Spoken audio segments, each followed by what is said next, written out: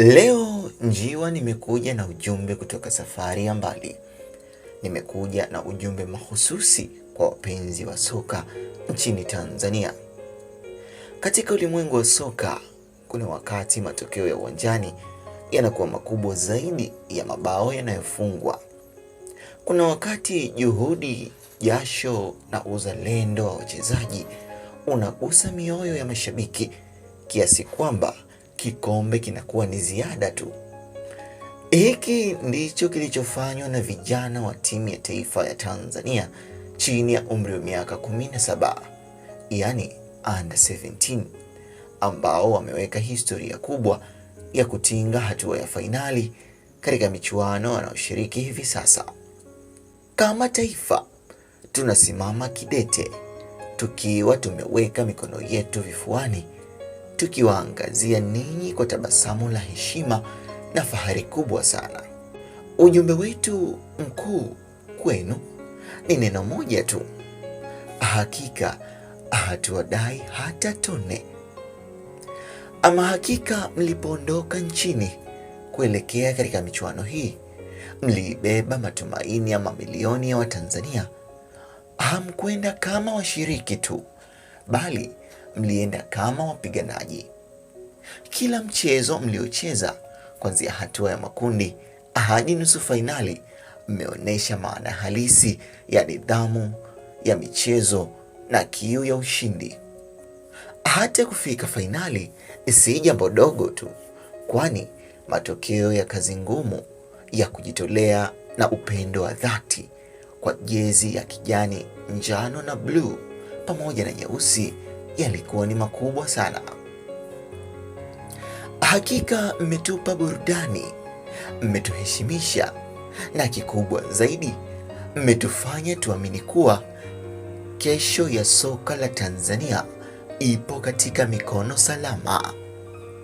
Mchezaji mmoja mmoja amejitolea kwa 100%, huku mkipambana kwa ajili ya bendera ya taifa lenu.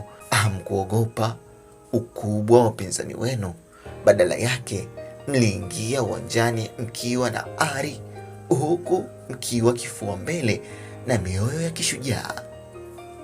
Fainali ni kilele cha mafanikio ya michuano hii, hivyo kwa vyovyote vile itakavyokuwa, ninyi tayari ni washindi. Ni washindi machoni petu, lakini pia mmeiheshimisha Tanzania ya kwamba ina vipaji vya kutosheleza na inaweza kushindana na mataifa yoyote yale makubwa katika soka. Hakika mmetupa heshima ambayo haitafutika haraka kwenye kumbukumbu za soka la ukanda wa Afrika Mashariki na ukanda wa Afrika kwa ujumla. Tunawapongeza sana benchi la ufundi, shirikisho la mpira wa miguu TFF, na kila aliyeweza kuwezesha safari hii katika mafanikio haya. Lakini zaidi, pongezi za dhati kabisa ziwafikie vijana wetu uwanjani, kwa maana hawakuliangusha taifa, bali wamelipa heshima kubwa sana. Nendeni uwanjani vidume, nendeni katika mchezo wa fainali, huku mkiwa mmerelax, mkifurahia mchezo wa fainali yenu, na huku mkijua kuwa nyuma yenu kuna dua za Watanzania zaidi ya milioni 60.